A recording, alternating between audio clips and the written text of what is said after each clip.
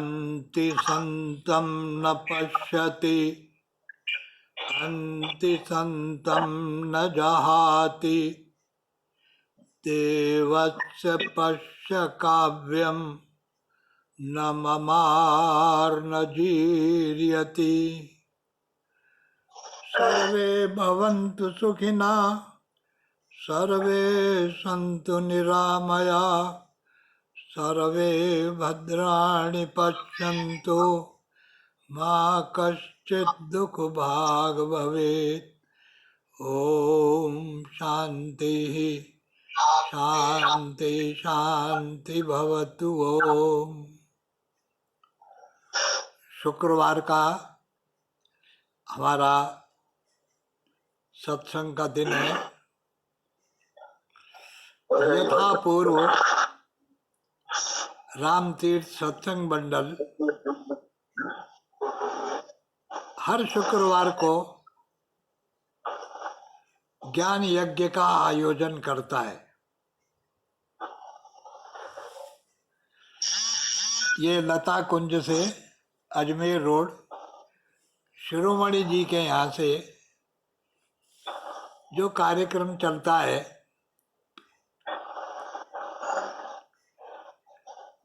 इसका लाभ सबको कितना होता है ये तो मैं नहीं जानता, पर मुझे तो लाभ बहुत होता है। ये लाभ होता है कि कुछ समय के लिए सारी जो अंदर की चंचलता है, व्याकुलता है, अशांति है, सब दूर होकर के कुछ देर आत्मचिंतन करने को, अपनी जिंदगी पे भी विचार करने को, इस बहाने जीवन तत्व पर विचार करने का अवसर प्राप्त होता है। ये पूरा का पूरा अस्तित्व, जिसको हम टोटलिटी कह सकते हैं, एग्जिस्टेंस कह सकते हैं, अस्तित्व कहते हैं, आत्मानं पूरितम सर्वम, ये आत्मा से परिपूर्ण है, भरा हुआ है।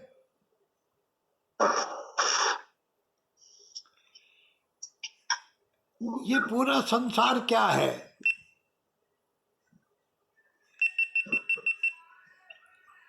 केवल प्रकृति का कोई क्रियाकलाप है? ये भौतिक पदार्थों का संगठन है या कुछ रासायनिक तत्वों के संघात से ये बना है? दुर्घटनावश ब्रह्मांड में होने वाले विस्फोट का परिणाम है?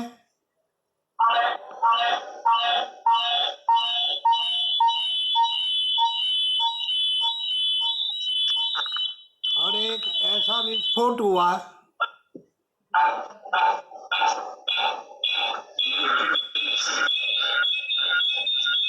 उस सारे, हेलो, आ रही आवाज आ रही है? आवाज आ रही है? एक बड़ा विस्फोट हुआ ब्रह्मांड में, उसके परिणाम स्वरूप घटनाएं घटित होनी प्रारंभ हो गई। सूर्य बन गया। हमें इस प्रकार की एक कहानी विज्ञान के आधार पर सिखाई गई, बताई गई। एक और भी पक्ष है। हमारी चेतना के विकास के लिए, हमारी समझ के लिए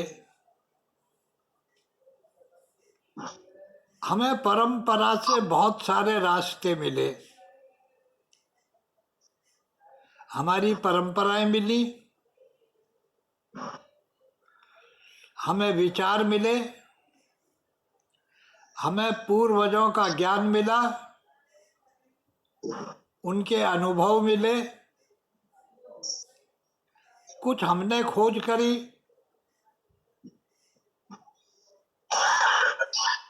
और हमने ढूंढने का प्रयत्न किया कि ये सारा दिखाई देने वाला अस्तित्व अंततो गत्वा है क्या।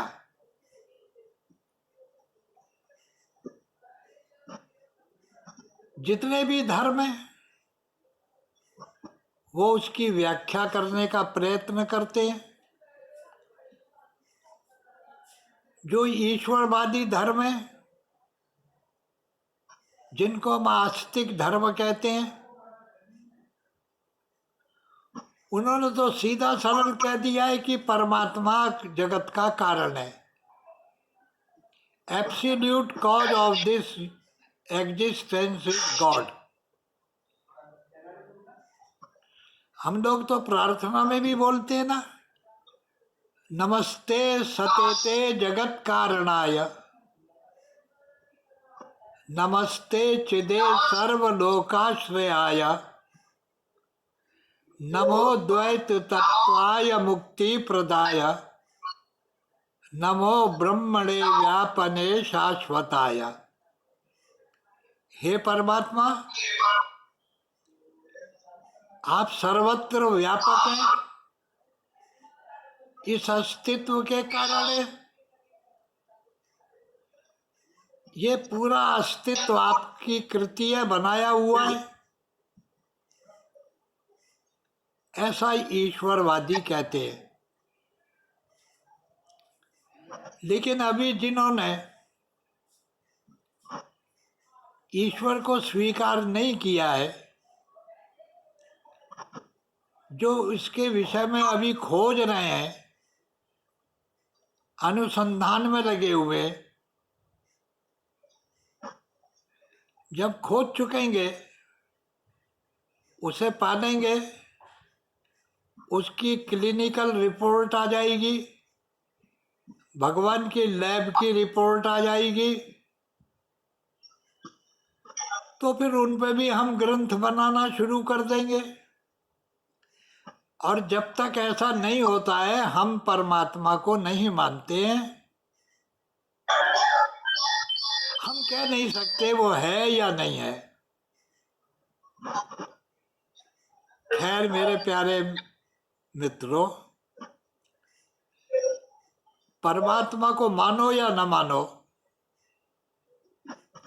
उसको सृष्टिकर्ता मानो या न मानो, इससे वस्तु स्थिति में कोई फर्क नहीं पड़ेगा।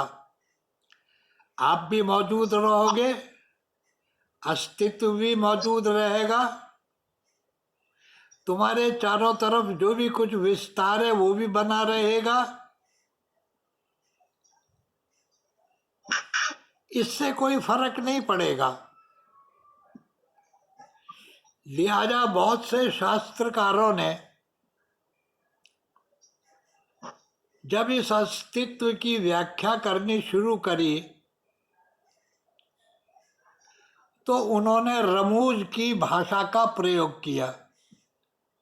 जरा गौर करिए, रमूज की भाषा किसे कहते हैं? मिस्टिकल लैंग्वेज का प्रयोग किया। इसी को कुरान मजीद में एक शब्द कहा गया है, गैब।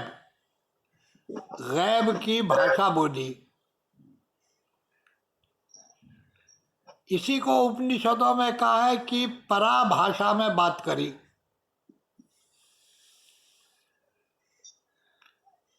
जो बैखरी भाषा जो हम बोलते हैं, सुनते हैं, समझते हैं, इससे परे एक भाषा और है जो न तो बोली जाती है, जिसका कोई व्याकरण नहीं है, कोई ग्रामर नहीं है, पर अचंभे की बात है कि उस भाषा के प्रभाव पड़ते हैं। ये मौन की भाषा है, आपकी बॉडी लैंग्वेज है, आपके अपने होने की भाषा है। मुझे एक छोटी सी बात याद आई। माउंट आबू अगर आप कभी गए हो तो आबू पर्वत के नीचे जब उतरते हैं तो वहाँ एक वशिष्ठ आश्रम है। ये आज से कोई 60-70 साल पहले की बात है। जब मैं पहली बार वशिष्ठ आश्रम गया, अरावली पर्वतों के उपत्यका में वो वशिष्ठ आश्रम है। बियाबान जंगल है, छोटी छोटी नदियां सी बहती हैं, नाले से बहते हैं, पानी भी खूब है, बड़ी हरी वनस्पति है, औषधियों से भरे पड़े हैं वो जंगल। एक महात्मा जी वशिष्ठ आश्रम की गुफा में हमको मिले।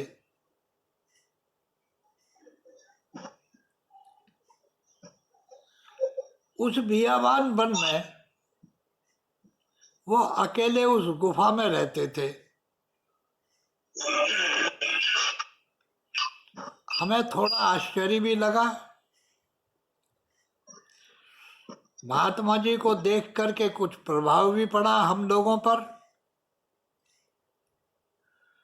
तो मेरे साथ में जो लोग थे उनमें से एक ने पूछा, महाराज जी ये तो बियाबान वन है, यहाँ पर तो हिंसक पशु भी भरे पड़े हैं, शेर वेर भी हैं इसमें, इस एरिया में टाइगर है, लेपर्ड बहुत हैं, चीते भी हैं,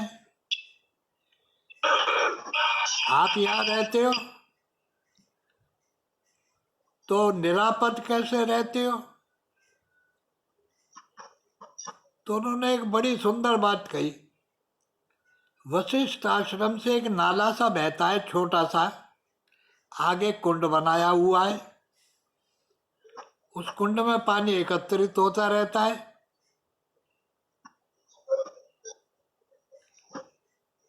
और सायंकाल के समय दिन भर की गर्मी से त्रसित होकर, प्यासे होकर, कभी भागते हुए हिरण उधर से गुजरते हैं तो पानी पीते हैं, साभर निकलती है तो पानी पीती है, बारहसिंगा निकलते हैं तो पानी पीते हैं।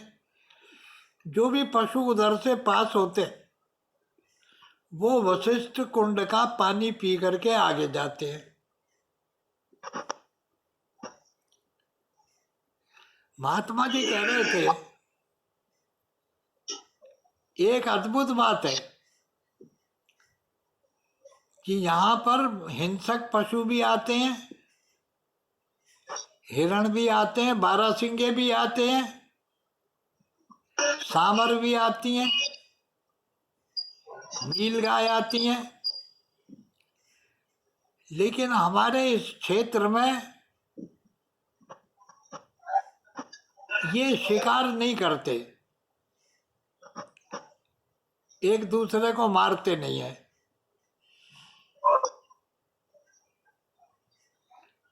हमने कहा महाराज जी आपको कैसे मालूम? कहने लगे कि रात को यहाँ रुक जाओ जरा,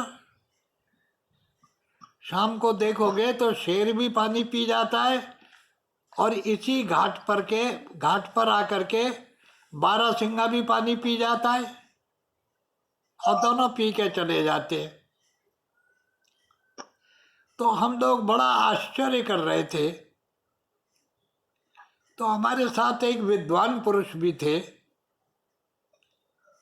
उन्होंने कहा कि इसमें आश्चर्य करने की जरूरत नहीं है, ये संभव है। अब हम लोग बुद्धिवादी लोग आर्ग्यूमेंटेटिव, हर बात में लॉजिक लगाने वाले लोग हैं हम। तो समझ में नहीं आया कि भोक्ता होता है और भोग्य होता है। हिरण भोग्य है और टाइगर उसका भोक्ता है, खाने वाला है। भोक्ता और भोग्य में तो खाने का ही संबंध है, तो ये यहाँ क्यों नहीं स्वीकार करते? ये अंधविश्वास की बात है या वास्तव में ऐसा होता है? तो हमारे साथ एक विद्वान पुरुष थे, उन्होंने बड़ी सुंदर बात कही। उन्होंने कहा कि बिल्कुल ऐसा होता है।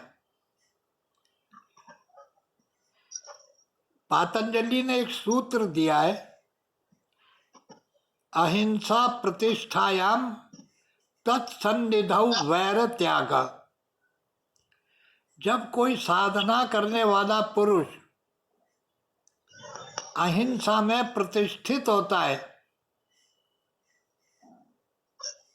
तो उसकी सन्निधि में आने वाले लोगों में वैर त्याग की स्थिति पैदा हो जाती है। उनके ओरा का इतना प्रभाव पड़ता है। इस वशिष्ठ आश्रम में बड़े बड़े संतों ने आकर के यहाँ भजन किया है, उसका प्रभाव है। हम लोग ये बात ही कर रहे थे, दिन छिपने के नजदीक आने की स्थिति हो गई थी।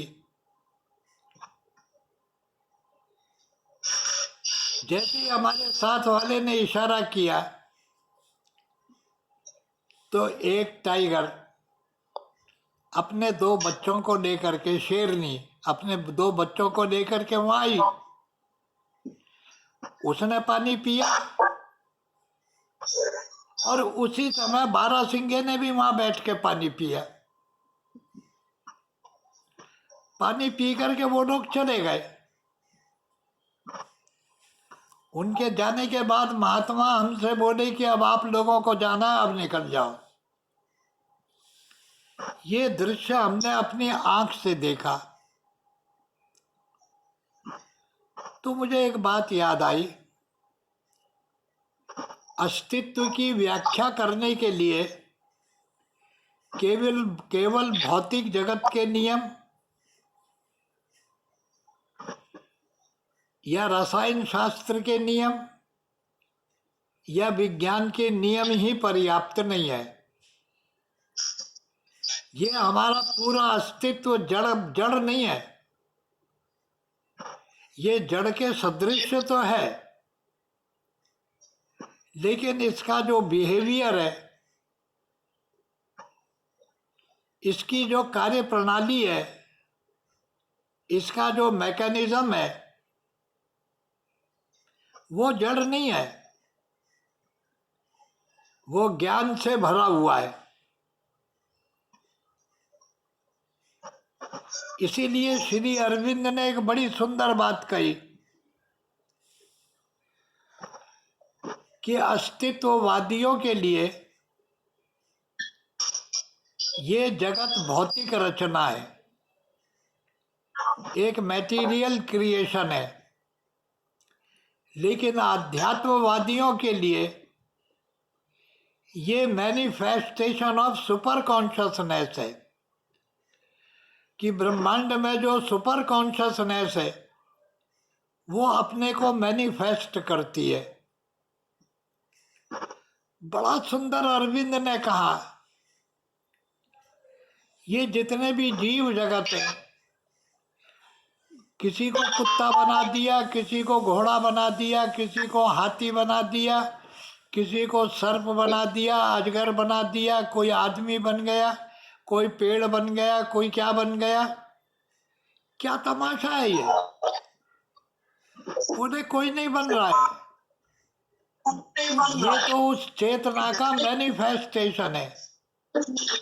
चेतना अपने आप को प्रकट करती है। जिसकी जैसी चेतना होती है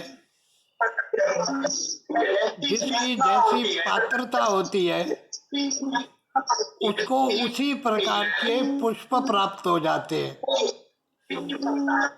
इसलिए वेद में बड़ा सुंदर शब्द कहा, वो सुनिए, अंति संतम न पश्यति।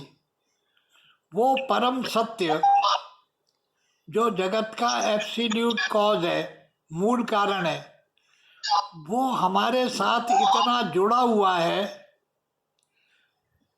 जैसे आँख हमारे साथ जुड़ी हुई है। हम आँख से सब कुछ देख लेते हैं पर अपनी आँख से अपनी आँख को नहीं देख पाते, अधिक समीपता के कारण। अंति संतम न पश्यति। एक दूसरा शब्द का है, और वो भी हमें नहीं छोड़ सकता।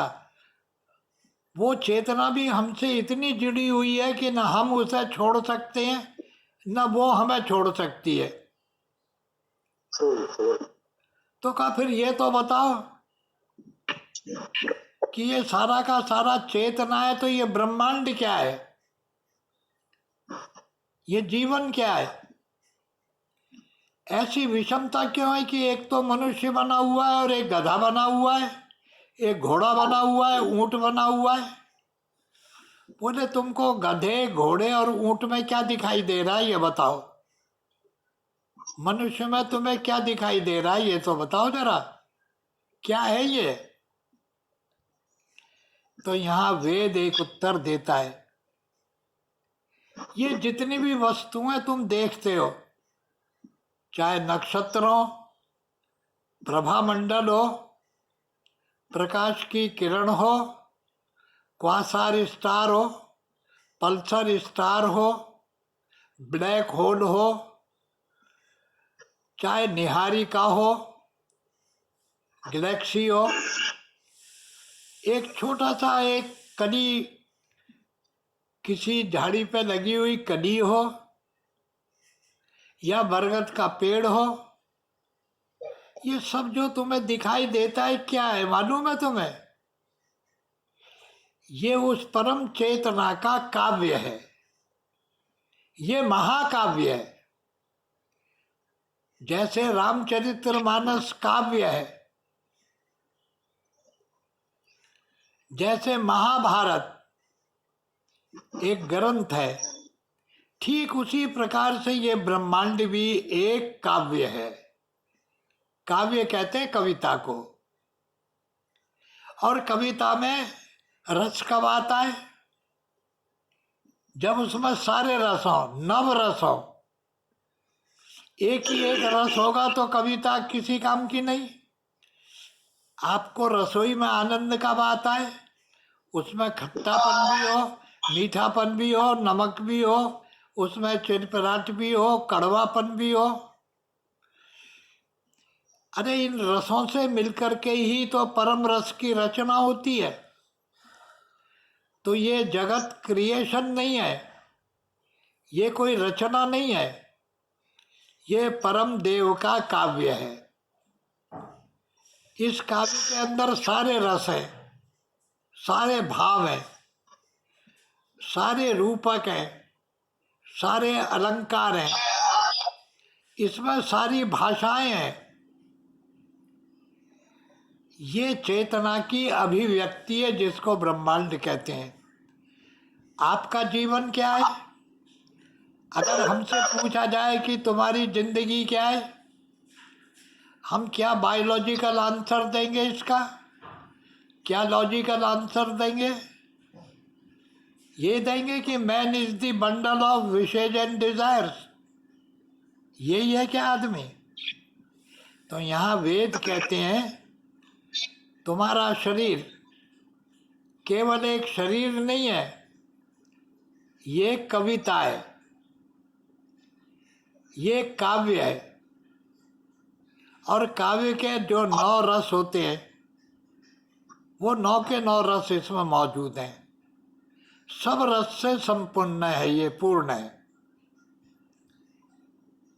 और एक अद्भुत बात है, उन रसों को आस्वाद करने का,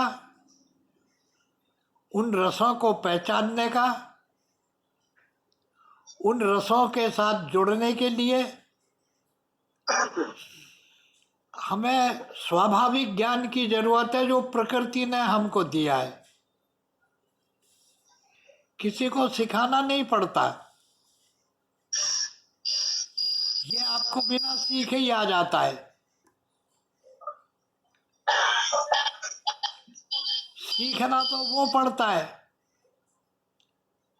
जिसको समझना हो, लेकिन जो अनुभव में आता है उसे सीखने की जरूरत नहीं पड़ती है। कैसे आपके मुंह पर शहद की एक बूंद गिरते ही आप जान जाते हैं कि ये मीठा है। खट्टे को आप खट्टा कैसे पहचान लेते हैं? आप रंगों को कैसे पहचान लेते हैं? आप स्वर को कैसे पहचान लेते हैं? ये सब आपके अंदर भरा हुआ है, इसीलिए तो पहचान लेते हैं। अगर स्वाद के सेंसर आपके जीभ में ना हो और पर्टिकुलर सेंसर पर्टिकुलर टेस्ट को डेवलप करता है, ये मैकेनिज्म ना हो, तो क्या आप स्वाद को पहचान सकते हैं? तो कहने का अर्थ क्या, यहाँ वेद कहता है कि ये शरीर चाहे मेरा हो, चाहे किसी पशु का हो, चाहे किसी पक्षी का हो, देवस्य काव्यम, ये उस परम चेतना का काव्य है, उसकी कविता है। इसकी कविता में सारे रस भरे हुए हैं। तो हम अपने जीवन को एक एक्सीडेंटल प्रोडक्शन मानते हैं या किसी ने प्लान करके हमारे जीवन को तैयार किया ऐसा मानते हैं? तो यहाँ बड़ा सुंदर उपनिषद कहते हैं, वस्तुतः हमारा जीवन हमारी चेतना की सुगंध है, और हमने अगर अच्छे फूल पैदा किए तो सुगंध होगी। अगर तीखी गंध है तो हमने वैसे पैदा किए। अगर उनके अंदर आनंद नहीं है तो हमने गलती करी, हमने क्या बोया है। हमारा पूरा का पूरा जीवन जिस ओरा से, जिस आभा मंडल से प्रभावित है, वो ही हमारे चारों तरफ सृष्टि की रचना करता है। तो कहने का भाव क्या है कि ये जीवन परम देव का, परमात्मा का काव्य है, ये उसकी कविता है। इसको श्री अरविंद ने बड़े सुंदर शब्दों में कहा है कि ये पूरा का पूरा यूनिवर्स इज डिवाइन स्क्रिप्चर, ये है असली वेद, ये है असली धर्म ग्रंथ। अगर तुम डिसाइफर करना जानते हो, अगर इस लिपि को पढ़ना जानते हो, तो एक छोटी सा घास का अंकुर जब उस पर पीला फूल खिलता है तो पूरे के पूरे भविष्य का, पूरे के पूरे ब्रह्मांड का वर्णन करता है, अस्तित्व की व्याख्या देता है। आपकी मुलेर पर उगा हुआ घास पर एक छोटा सा फूल, उसका संबंध केवल मिट्टी और आपकी दीवार से नहीं है, उसका संबंध ध्रुव तारे से भी है, सूर्य से भी है, ऋतुओं से भी है, परिवेश से भी है, और वहाँ की इकोलॉजी से भी है। पूरे अस्तित्व के साथ उसका संबंध है। तो वेद ने कहा कि ये सृष्टि प्रकृति का घात संघात नहीं है, ये एक्शन और रिएक्शन का रिजल्ट नहीं है, ये तो एक कांस्टेंट फ्लो है, एक लगातार प्रवाह है चेतना का, जो अपने को अभिव्यक्त करता है, सुंदर से सुंदर रूप में भी अभिव्यक्त करता है, विभत्स रूप में भी अपने को अभिव्यक्त करता है, ये हर रूप में अपने को अभिव्यक्त करता है। तो कहने का भाव क्या है, ऐसी अनंत संभावनाओं का पुंज अगर कुछ है तो हमारा जीवन है, ये अस्तित्व है। इस अस्तित्व में आकर, इस शरीर में आकर, लंबी आयु पाकर, इतना संघर्ष करने के बाद भी उम्र बढ़ने के साथ साथ अगर चिंताएं बढ़ रही हैं, दुख बढ़ रहे हैं, द्वंद्व बढ़ रहे हैं, विषाद बढ़ रहा है, दबाव पैदा हो रहा है, आनंद नहीं आ रहा है, हम दुखी हैं, व्याकुल हैं, तो इसका कारण ब्रह्मांड नहीं है। इसका कारण है कि हमने अपने जीवन को समझा ही नहीं है। हमने इसको वो महत्व ही नहीं दिया जो जीवन को महत्व दिया जाना चाहिए था। जैसे कुएं का मेंढक कुएं को ही ब्रह्मांड समझ बैठा है, ऐसे ही हम, मुझे बड़ा